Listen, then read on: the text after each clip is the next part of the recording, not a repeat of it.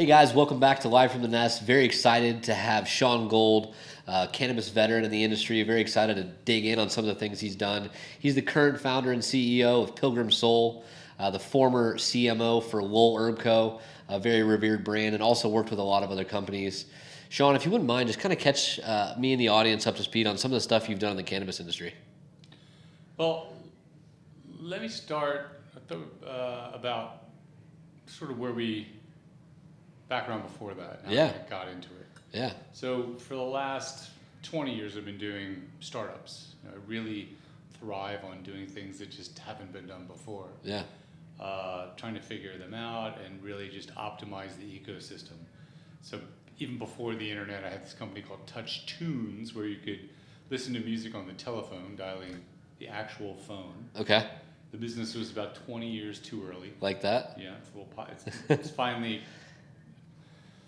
popular to listen to your music on the telephone. Yep, very. And then was an early guy and did one of the first internet zines and internet advertising agencies. Was an early guy in MySpace and the social media space, trying to figure out how that's going to work, how advertising is going to integrate into that. Yeah. Before that, even was early in the blog space, launched Engadget and Autoblog and Joystick and a bunch of other blogs, and tried to figure out how we were kind of one of the first to really create blog brands that we had multiple bloggers blog into. Before that, it was individuals blogging. Yeah. So Engadget had like 12 different bloggers, and we blogged like, really every 45 minutes or less, maybe. We just all day, ongoing. Wow. And then we're one of the first to put advertising into the blog space, and people were freaking out. Advertising is going to ruin blogs, and it was really the question, like anything, is how do you, the question there was like, how do you add value? How does advertising add value to the community? Yeah. When you're going to do anything new, you really got to think about the community and how it adds value. And for that, it was just we really made them kind of we had our users comment on the ads to make sure if they had any experience with that. Our editors, we'd only accept advertising from advertisers we believed in. Our editors would kind of profile them. So that was an interesting space. And then went on to work with a company called Wattpad, which was one of the fastest scaling mobile content sites in the world. Wow. Mostly young girls around the world. Now it's about 60 million active users a month. Really, mostly young girls writing fan fiction. Interesting. And then from there, I went to a company called Textile, which was one of the first subscription fashion businesses in the world. Brands like Shoe Dazzle, Just Fab, Fabletics with Kate Hudson, and then we launched Savage by Fenty with Rihanna, which was an amazing coup and an amazing runaway hit. Absolutely. So far. Wow. That's amazing. And how did all that experience? It sounds like you have kind of just followed the wind and where you think the wind's going to go, not necessarily being pushed by it. What kind of drew you into the cannabis industry? Well, I was always intrigued by the cannabis. I've used cannabis, for 40 years. And in my career, I've used cannabis for the creative process for really since the beginning of my career. Yeah. I would have this process where I'd certainly do all my reading, and this is sort of early advertising stuff. I'd do all my reading, I'd kind of get into the brand, read all the decks, and then I'd put together my own strategy, not high. Yeah. And then I would get high and get on the elliptical machine at the gym, and I would just put my deck there, and I'd be on it for like 2 hours. Wow. Just deep focusing on the strategy. Yeah. And it was like getting a second opinion. Yeah. And it's there's this weird thing with a bit of ADD, I was able to, with having this simple task of just like going up and down, I was able to really deep focus on the problem. Yeah. And I'd make these connections, and I'd come home and I'd have like all these lines all over the place, and my wife would be like, "Where were you?" I was like, "Oh, I was at the gym working." She's like, "Oh yeah, you were working at the gym?" Or just don't tell me. And I was like, "No, look, see?" And I'd show her this piece of paper with like all these crazy lines and notes, and she's like, "Don't show me that. I don't want to see that." Like, anyway, but it was this process and these crazy ideas that came up, became national TV commercials and big web campaigns. Yeah. So there was method to the madness. Absolutely. And a positive outcome. Yeah, without a doubt. I mean, I think that most creatives and most people that use cannabis can definitely agree with the second opinion line, or the ability to add or remove some creativity to the process whenever you feel like you've been roadblocked. Yeah. So getting back to your question, I think getting into the space from from a work perspective, I had this dinner I was helping out the Stanley brothers who do Charlotte's Web, and I had a dinner for Paige Figge, who is Charlotte's mom. Okay. And she came, and we invited. It was an influencer dinner in Hollywood. We invited celebrities and people who were interested in the cannabis space. I invited Adam Bierman, who's CEO of MedMen. That's kind of how I met him and started helping them out. But Paige was telling this story about her daughter having 3,000 seizures a month, and she's a nurse. She brought her daughter home basically for hospice, and as a last-ditch effort, started intravenously feeding her CBD oil. Yeah. And she basically woke up, and it was a miracle. And she ended up being able to go to school, and just extremely transformative. And that really woke me up too. Like the fact that could happen. Yeah. Was pretty amazing. And we owe a lot to the medicinal space making cannabis legal, and the recreational space being legal. So I invited Adam Bierman, and I liked his approach, and I started becoming an advisor to those guys. I had a high profile in the fashion industry, in the retail space, so I was sort of bringing Adam along, helping them with some SEO stuff and different things. And they certainly don't need my help anymore with that stuff, but at the time they weren't really that well known. Yeah. I introduced them to Lowell Herb Co., a friend of mine created that brand, a guy I've known and worked with for 20 years. And so I introduced them, MedMen invested in Lowell. And then, Lowell, a little while after that, asked me if I would come on as their head of marketing. And I did, and I jumped from from fashion technology space into the cannabis space full time. Yeah. And it was a pretty amazing experience, really, just figuring out that ecosystem, figuring out how it all works. Lowell, the Lowell brand is really one of the truly great brands in cannabis. Yeah. It's, most brands today are packaging, and Lowell was a brand that had really a pretty rich history and helped position the brand around heritage and craftsmanship and sustainability, more like a Levi's or a Jack Daniels. Mm-hmm. So there was a lot behind the brand. Like, people buy products from companies that believe what they believe. Yep. So for most of these cannabis companies out there, you really don't know what they believe. And we did a lot, and so we did a lot of things to push that agenda forward. You are the company you keep, so we did a collaboration with Notorious B.I.G.'s kid, Wow. CJ Wallace. Nice. And we did the Frank White creative blend. Frank White was an alias of Notorious B.I.G. Yeah. Frank White was the Christopher Walken character in The King of New York. Okay. And then Source Magazine did a story about Notorious B.I.G. that said the new king of New York, and put him on the cover. And so he adopted Frank White as his deep state alias. Yeah. And his core fans certainly know who that is. And so we created this Frank White blend. We gave 10% of the proceeds to the California Prison Arts Project. Wow. It's sort of a social justice piece of that. Yeah. And sold 10,000 packs in 2 weeks. And that really was why I kind of left actually to launch my own brand, Pilgrim Soul, which we can talk about in a minute. Wow, incredible. That's a rich history of the space. What do you think are some of the highlights or some of the things that stick out to you, whether it be at Lowell Herb Co. or be in the industry in general, that stick out to you that people are either doing really well or that you wish that brands in the space were doing better? Well, there's a lot of hacks, and I don't mean hacks like bad people. Yep. I mean tricks to like the shortcuts. trade. Yeah, shortcuts.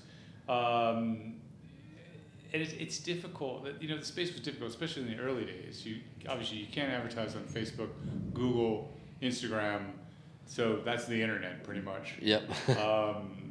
And so there's certain at Lowell, we took out a billboard. We stood for social justice, and social justice is a really important aspect of the business. So we took out a billboard across from the LA County Jail that said, "Recently pardoned, we're hiring." And we got it didn't work as well as we thought it would. Yeah. We got about 100 people inquiring, and we hired probably like 2 people. Okay.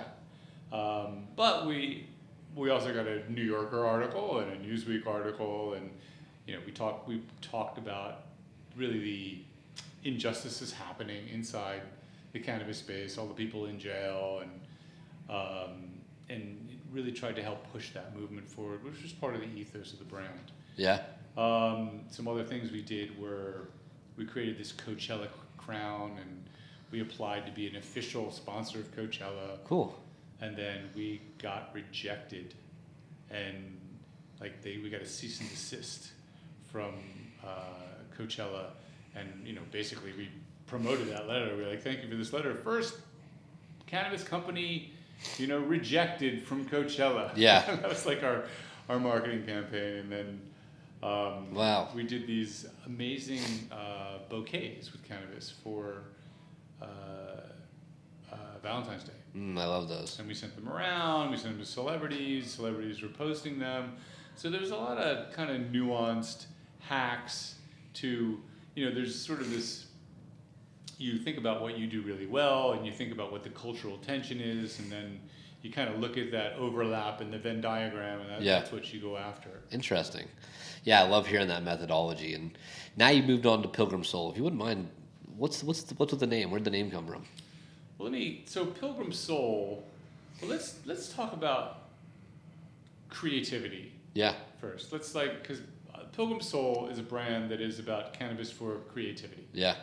But it's important to really understand why creativity is so important. Yeah. So I think that the future of our economy is about creativity and technology. Okay. So there's a study there's a guy named George Land in the 1960s who was hired by NASA to identify their most creative scientists. Okay. And he developed this test based on divergent thinking. And divergent thinking is more like moonshot ideation, kind of no holds barred thinking, versus convergent thinking, which is the opposite, which is just judging your ideas and critical thinking. Yeah.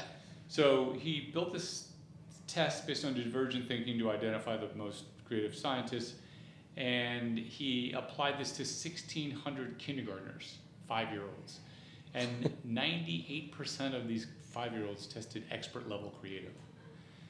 He tested the same group 5 years later when they were 10 years old, and 33% of them tested expert level creative.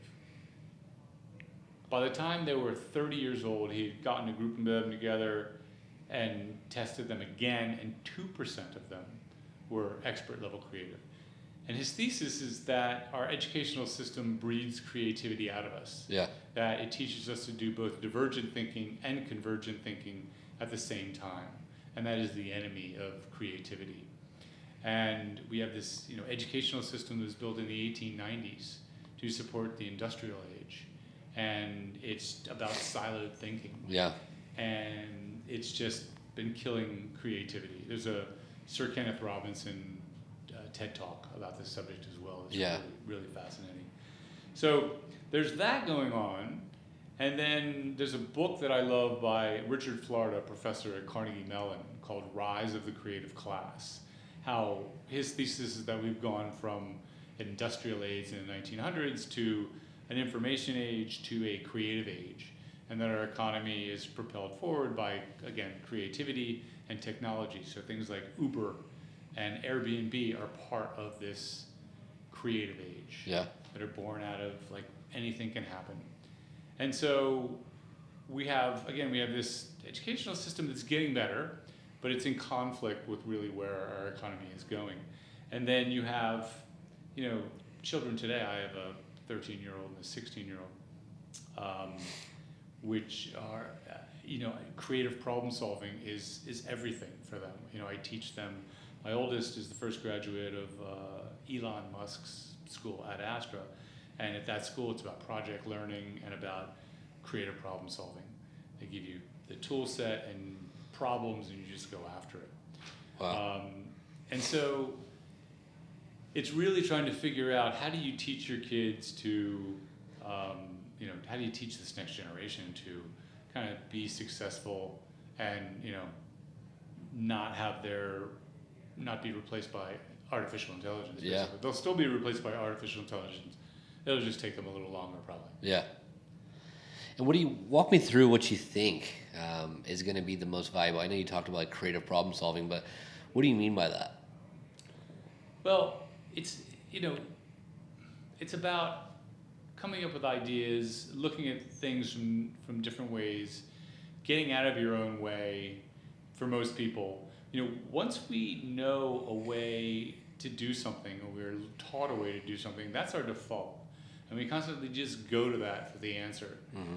What I'm trying to do with Pilgrim Soul is teach people to look at problems in completely new ways, to get out of their comfort zone, to reapproach things from different angles, and to look for different solutions to break things. Like, I guess what's Facebook's slogan, move fast and break things, or something like that. I think it's a great slogan in some sense, because you need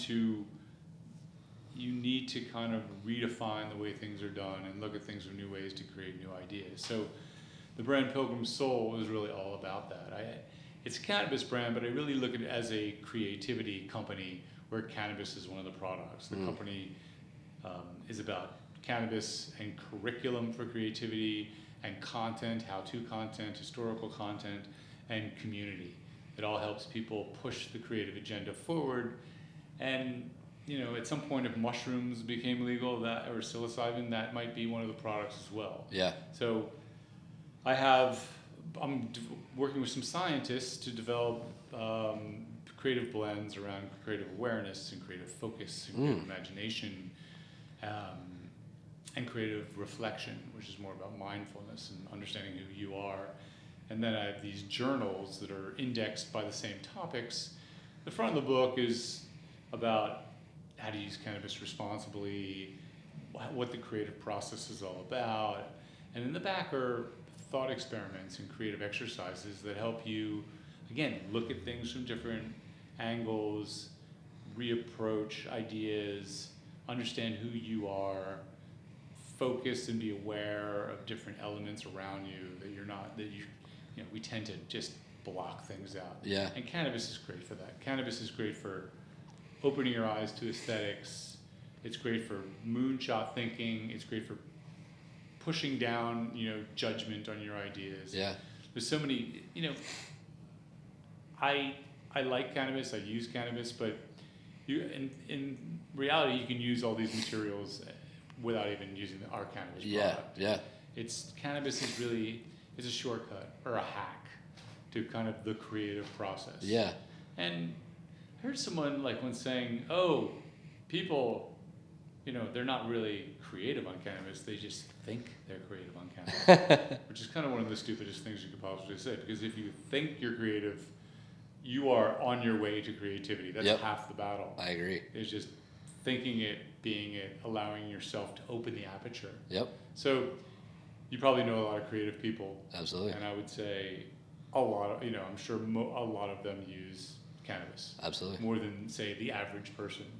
So, and they do it because it opens the aperture. I'm fairly creative when I'm not smoking or consuming another way. Mm-hmm. But when I am, it really just opens things up. It dilates things. And for someone who's less creative, it dilates them a little more. Yeah. It's not going to make them Da Vinci. No. Because they smoke weed, but it's going to open things up. Well, one of the things that really stuck out to me that you've said thus far is that, a lot of the times when, you work with cannabis or you use cannabis, you get to see a second perspective.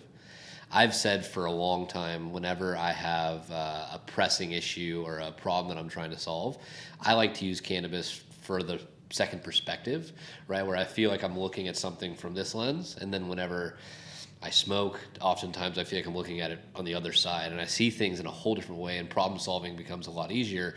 And not necessarily to solve the problem, but to see Yeah. the problem in a unique lens. And so For sure. love the idea of introducing and kind of training the user to leverage cannabis in the way that's pushing creativity as opposed to it just naturally happening.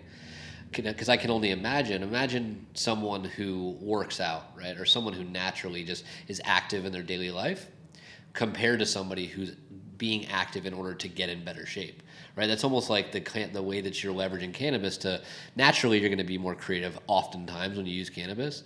Talk to me about some of the, whether it be product SKUs or some of the offerings that you're going to have with Pilgrim Soul that's going to push that creative process. Yeah. So people use cannabis for creativity in kind of 4 basic ways. They use it for empathy, Yep. creative empathy, like a writer might use it to identify with the characters they're writing about. How do they feel? What are they thinking? What would they say? So that's one aspect of it. The other would be sort of combinatory play or analogies. Most new ideas come from 2 previously existing ideas being put together in a new way. Okay. So cannabis is really great for that metaphor, analogy, putting things together that are harder to do, just in your everyday life. They kind of open that channel up. The other would be for general like imagination. So like how a chef might think about how flavors would taste together, or how a composer would think about how different instruments might sound together. And then the 4th one, I can't remember off the top of my head. I probably smoked too much cannabis. Yeah. It'll come to you, I'm sure. It'll come to me. So I'm developing blends that are kind of in line with those. And I guess the 4th one would kind of be about reflection, about understanding who you are and what's important to you, and also your blocks. Like, Definitely. there's a lot of people who aren't creative because their parents told them They weren't or creative. their teacher told them they weren't a good artist when they drew something in the 1st grade. Okay, I'm not an artist. Or maybe they did the wrong creative thing. Like maybe they were Right. supposed to be making music and they tried to make art, or maybe they tried to, there's different types of creativity. Right. Exactly. So there's a book called The Artist's Way. It's super popular, 10 million plus copies sold. Yeah. It's very much all about introspection, understanding who you are and what your blocks are and what your motivators are to become a better artist. So that's very much about my creative reflection blend. And then again, there's creative focus, which is about going deep inside, more like for writers, to go kind of deep inside a problem. There's creative imagination blend, which is more about divergent ideation, and the creative awareness blend, which is more like for artists, which is about open to aesthetics and the world around you. Really also great for like going to a museum or going to a concert. Okay. So I built these blends, and I'm working with some scientists, PhDs in analytical chemistry. Amazing. From a company called Abstracts Tech. Amazing company. And so we're working off what Leafly indexes as creative strains, and we're combining those strains. Okay. But we're also talking to a lot of creative people and asking them, what they smoke. So like Sarah Silverman, what does she smoke when she's writing, or Judd Apatow, or Wow, very creative cool. director at Clinique, or I'm really surveying tons of creative people who are icons in creative, people who are just doing amazing creative work, and finding out how they use cannabis and bringing that in. We can't. There's no sort of FDA research we can do in cannabis today, so it's more about survey-driven research. Very interesting. And putting that in, and then that'll you can still smoke my creative awareness blend and think about your mortgage or your ex-husband. So that's the curriculum piece. Like the curriculum piece is more guardrails when you're using the product to help you focus your attention and focus your mind on the right things to help the creative process forward. And then again, the content is more how-to content and historical content. Country singers use cannabis for creativity. And Oh yeah. like there's so many writers in the 1800s. And cannabis was legal in the 1800s. Yeah. And you have William Butler Yeats and Robert Louis Stevenson and Lewis Carroll, obviously, who wrote Alice in Wonderland. Oh, really? He used cannabis? Yeah. That's shocking. Yeah. Or something. Well, those guys use a lot of opium too. Yeah.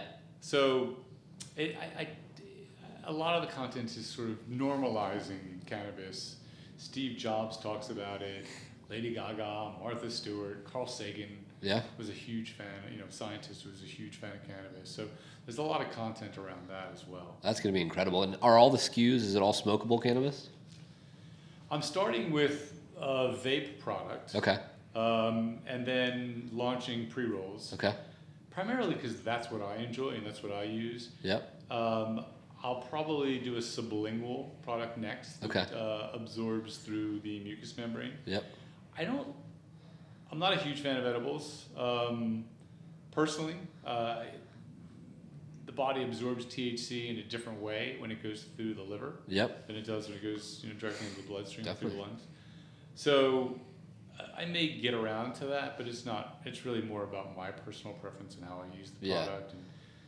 Well, it sounds like also, Pilgrim Soul may be more for the person who's trying to optimize their cannabis experience, as opposed to, from my perspective, it seems like the edibles are really for the entry user, right? As someone who's maybe afraid to smoke or maybe not, and just wants to try like a bite or something along those lines. And we're seeing these micro doses, 3 to 5 milligrams, becoming more and more prevalent and more popular.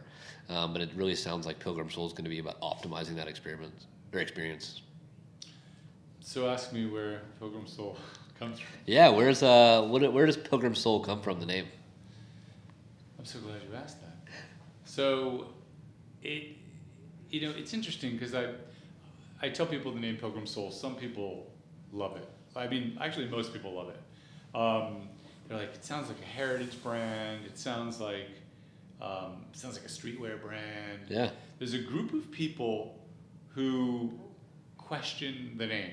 Okay. And it's mostly white people who are potentially offended for other people. Like, aren't Indians going to be offended by that? Or African Americans, are they going to like Pilgrim Soul? Like, no one is actually offended by it, but there are people who are offended by other people who might be offended. Yeah, like tentatively offended. I'm like, it's Pilgrim Soul. It has nothing to do with, like, the Pilgrims and the Indians and Thanksgiving. So where the name comes from is from a William Butler Yeats poem, who was a cannabis user and a Nobel Prize winning poet. And I used this poem to seduce my wife like 20 years ago. And the poem is 4 lines. It's about a guy trying to seduce a beautiful woman and convince her that he loves more than just her beauty, which is probably the right strategy. Yep. And it goes, I'm going to tell you this poem. You have to promise not to fall in love with me if I tell you. Okay, I'll do my best. Okay. So it goes, how many loved your glad grace and loved your beauty with a love false or true? But one man loved the pilgrim soul in you and loved the sorrows of your changing face. So in the context of my brand, the Pilgrim Soul is that native, creative explorer that is really born into all of us, that is repressed through so many things in society. Yeah. And it's about really just bringing that person back out. That's incredible. I've heard a lot of reasons for a lot of brand names, and I think that's my favorite one so far.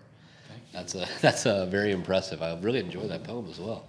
It's great. If you have a Valentine's Day or a anniversary or birthday, keep that in the back pocket.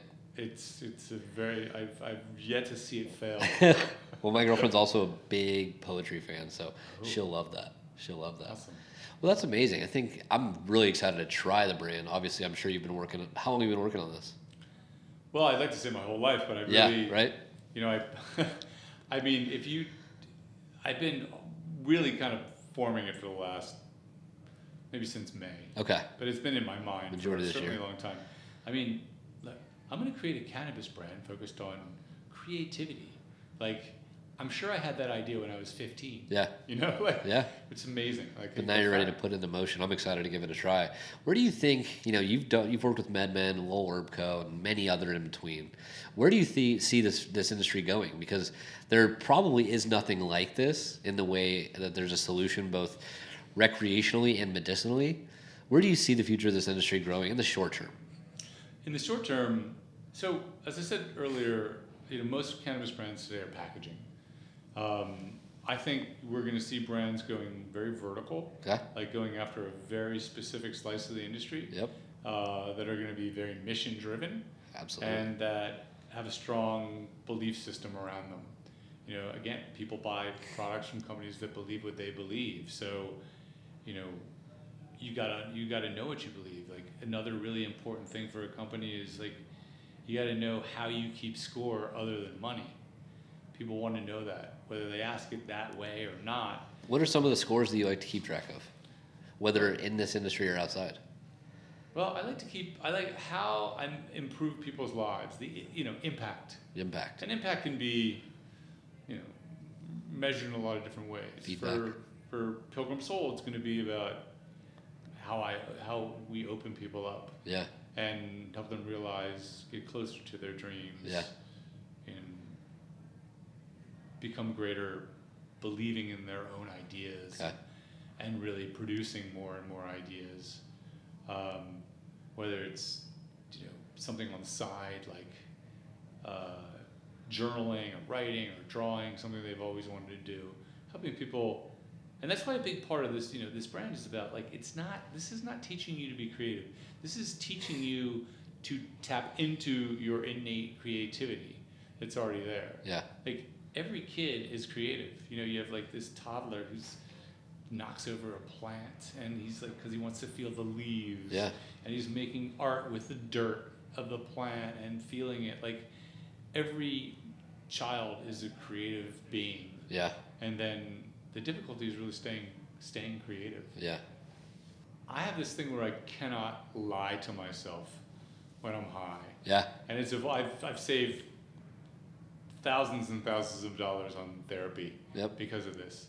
And so something will happen, and I'll be dealing with something, and as you go through life, we have all these rationalizations, that's reflections that we use. Yeah. We need them. Yep, absolutely. I mean, if we didn't, like, we'd stop and help give our salary to every homeless person we walk by. You just have to block things out. It's Absolutely. impossible. But when I'm high, I'll give myself a rationalization. I'll be like, oh, Shawn, like, that's just a rationalization. Like, That's not. you can say that, but just as long as you know it's not true. Like, yeah, that's a justification, not the true feeling. So, and then even like when I'm with my wife, and she'll come at me, and for some reason and we have a pretty high level of communication, but obviously every couple has their arguments, and she'll tell me about something I did wrong, and if I'm not high, my natural inclination is to defend myself.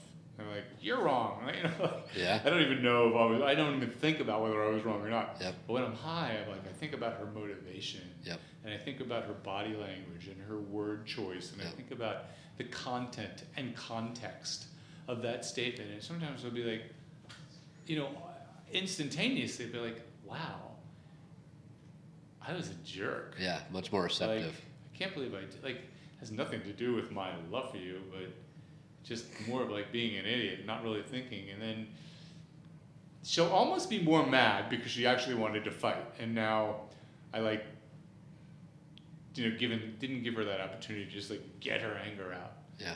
And then, we'll talk about that. Yeah, well, cannabis can definitely help you be more receptive. And I also really like what you said about, getting yourself ready to be creative on cannabis, right? Like, don't the second you find out about a problem, like, go get high and try to figure it out. Like, really lay out get the foundation very strong. Start to formulate your argument in your own head. Yeah. And then as you've started to formulate this argument, kind of use it to kind of get you across the finish line, as opposed to fix everything. Because I know I have a lot of friends that, kind of fall into that stoner category, right? Where they don't actually get there. They actually just try to solve their problems with cannabis, and that's where you can kind of get yourself in trouble, as opposed to laying out the foundation and finishing with cannabis. Yes, I'm on that channel. Yeah, I agree. and that's where that reputation kind of came from, right? It's like the second you found a problem, you got high and then you ignored it, as opposed to using it the way you could. Yeah, 100%. I think it's a balance. Like smoking, I can't smoke every day. I smoke 2-3 times a week. Yep. And there was nothing more. I haven't really been able to use this process lately because I haven't been doing a lot of creative work where I get on the elliptical machine. Yeah. I wrote a complete book doing that. Wow, really? Yeah. I published like 3 books: The Guide to Laughing at Love, The Guide to Laughing at Sex, and The Guide to Laughing at Family. Amazing. And I wrote them almost 100%. They're really reference books. They're collections of insightful observations that poignantly make light of particular subjects in those categories: love, sex, family. Yeah. And I just edited them and categorized them completely high for, and is that where the Guide to Laughing at comes from? Yeah, the guy. So it's, in this, there's a lot of great quotes, but the context for which you put them in is dependent on how useful they are. Okay. An example, let's say in the sex book, I knew you wanted to talk about sex. Yeah. There's a kissing section, and there's a quote. There's like in each page there's like 5 different quotes that are offered different rounded perspectives on the subject. So one of them would be, "A kiss is an application for a better position." Like, oh yeah, kind of is, isn't it? Or, "A kiss is a means of getting 2 people so close together they can't see what's wrong with each other." Oh yeah, I think I've done that. Wow, I love that quote. Or, and then there's another one. I think a kiss is like an exclamation point, a question mark, a period, comma. That's just basic grammar every person needs to know. Yeah. There's probably hundreds of topics in each book where I reframe quotes to be most useful. Probably of all, and these are all about relationships. Yeah. I'm gonna I don't know if we're almost done, but you can re-edit, put this in at the end. I think the best piece of advice for any, I've studied relationships. I used to write a relationship advice column for L.com, Elle Magazine's website, 15 years ago under the name Michael. Forgot to mention that in my bio. I actually was president of a public company at the time when I was doing that, so that's one of the reasons I did it under a different name. Yeah. So of all the quotes I've read, I think the greatest piece of advice is, "What you can't communicate runs your life." That is the number one piece of relationship advice I can give anyone. That has to do with your work, or your friendships, or love.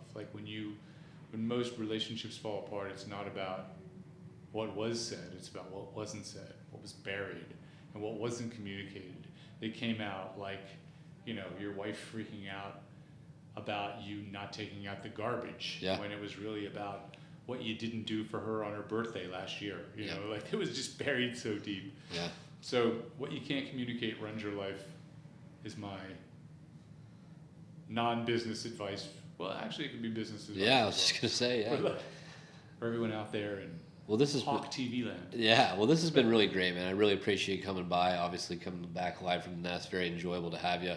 This has been interesting. As we kind of summarize here, are there any specific things? I'm curious, right? A lot of people right now, when they're shopping for cannabis, they just show up at a dispensary and they pick what's on the shelf.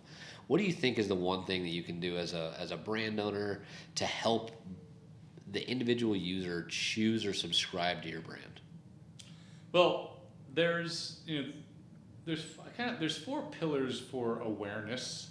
I think right now in the cannabis space, you have certainly publicity, third-party endorsement there, And most of these brands today, they don't really have great stories for publicity because they're not mission driven, and it's hard for the press to get behind their story. They can talk about the founder, they can talk maybe what's in the product or their packaging, but after that, there's not a continual thread of storytelling around the brand. Yeah. So that's one of the issues. And one of the benefits of really having a mission and trying to do something with your product. Absolutely. The next is social and really influencer marketing. So, as we said, you can't really advertise cannabis on social media. You can certainly create an Instagram profile. Yeah. It's actually technically not legal. They can delete you at any time, and they often do. With Lowell, we had probably 2 or 3 different accounts deleted. So what was really super important was getting other people on their Instagram accounts to talk about us. Yeah. So we did a lot of influencer stuff, Yeah. mostly really just sharing our product with people. And what's interesting about that is, we'd have these like suicide girl type girls who love the product. We'd have Jimmy Kimmel who loved the product, January Jones who'd talk about the product. So it was really a diverse audience. So Yeah. there's certain kinds of people that we wouldn't necessarily form a strategic alliance with, but for them to use our product and talk about our product to their followers was great, fine. No matter who you are, if you love the product and you have a following and you want to talk about it, that's great. Like, again, you're not going to be like our icon who we put up there, but we're happy to support you and support your, I guess, nuance or group of people on Instagram. Yeah. The next piece is content. So, because we can advertise content, telling people who you are, using obviously storytelling, and SEO is a pretty significant opportunity. And then the most important piece is really the retail channel. 70 to 80% of sales are influenced by the bud tender inside the dispensary. So really making sure that bud tender knows what your product is and how to communicate that offering. And that's why I think going really vertical is the thing, to try to own a very small slice of the cannabis space that is super easy to communicate for that bud tender. Like, oh, you want that? Well, that's all these guys do. They really just focus on this. They are experts in this particular thing. Yep. So you might want to try that particular brand. Obviously, point of sale, in store, you're seeing a big trend in store inside store, because no one tells the story better than you're going to tell the story about your brand. Yeah. So at Lowell, we did a bunch of those store inside store programs, and I would say 70% of them really paid off. Wow. Where we would staff inside the store. Yeah, well then you can own that whole process, absolutely. Right. So that's kind of it. The 4 pillars are really retail, content, publicity, and sort of influencer marketing right now. Amazing. In today's world. Yeah, and we're seeing a lot of that as well, so it's working. I appreciate the input, man. It's really great to have you. Thanks for having me. Definitely. We'll have you on another type of Hawke Media content here soon. This has been really enjoyable. Sure. Thank you so much for coming.